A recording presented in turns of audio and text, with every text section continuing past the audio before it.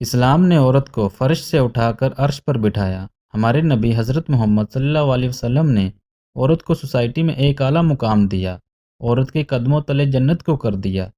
کیا یہ سب ہمارے نبی نے ایک جاہل عورت کے لیے کیا تھا، جس کو صرف اس بنا پر جاہل قرار دیا جائے کہ وہ طاغوت کے بارے میں نہیں جانتی؟ اگر صرف اس لفظ کی بنا پر عورت کو جاہل قرار دیا تو کتنے فیصد مرد ہیں جو طاغوت کے بارے میں جانتے ہیں؟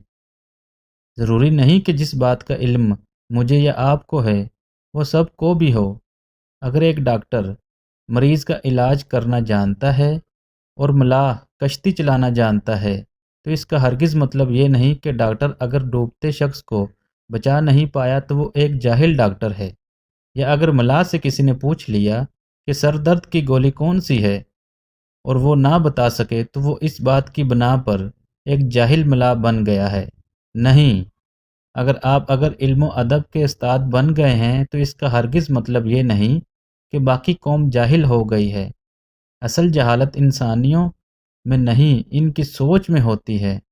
اگر ایسی بات ہے تو ہر وہ عورت جاہل ہے جس نے لوگوں کے گھروں میں کام کر کے، سلائی مشین چلا کر، محنت اور جگ جگ کام کر کے، دن رات محنت کر کے اپنے بیٹوں کو زندگی کا حقیقی آئینہ دکھایا، خود جھک کر انہیں اوپر اٹھایا۔ آج وہی مرد اپنی ماں کو بھی 95% جاہل عورتوں کی لسٹ میں ایک سوالیہ نشان بناتا چھوڑ گیا ہے۔ افسوس۔ اب طاغوت کا مطلب بھی سن لیں۔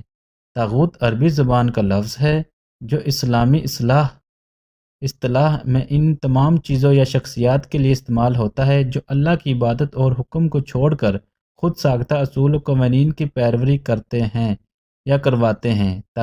طاغوت کا مطلب وہ طاقت یا قوت ہے جو انسان کو اللہ کی عبادت سے ہٹانے کی کوشش کرے۔ قرآن میں کئی مقامات پر طاغوت کا ذکر آیا ہے اور اس کی مخالفت کی گئی ہے۔